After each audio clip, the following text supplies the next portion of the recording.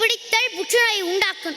அதுக்கு அவங்க கேள்வி கேட்குறாங்க, புகைப்பிடிக்கலாம் புற்றுநோய் வராதான். விழிப்புணர்வு சொல்றவங்க தலையிலேயே மிளகா அரைக்கிற கூட்டம் அந்த கூட்டம்.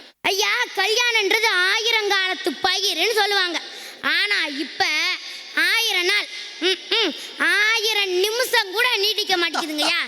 இது எல்லாத்துக்கும் என்ன காரணம் நினைக்கிறீங்க? இந்த போதை தாங்கய்யா காரணம். போதையை ஒழிப்போம், நாட்டை காப்போம்னு ஊர்வலம் போவாங்க. ஊர்வலம் போய் முடிச்சு வந்த கையோட கடையில் நின்று அண்ணே ஒரு தம்மு நிற்பாங்க. இதை பார்த்தா சிரிக்கிறதா அழுகிறதானே தெரியலைங்கய்யா. இதைத்தான் அந்த காலத்துல நம்ம பட்டுக்கோட்டை கல்யாண சித்திரம் அழகா ஒரு பாட்டு எழுதியிருக்காருங்க. திட்டம் போட்டு திருடுற கூட்டம் திருடி கொண்டே இருக்குது, அதை சட்டம் போட்டு தடுக்கிற கூட்டம் தடுத்து கொண்டே இருக்குது. திருடனாய் பார்த்து திருந்தாவிட்டால் திருட்டை ஒழிக்க முடியாது. திருடனாய் பார்த்து திருந்தாவிட்டால் திருட்டை ஒழிக்க முடியாது அப்படின்னு அந்த காலத்துல அழகா பாட்டு எழுதியிருக்காரு.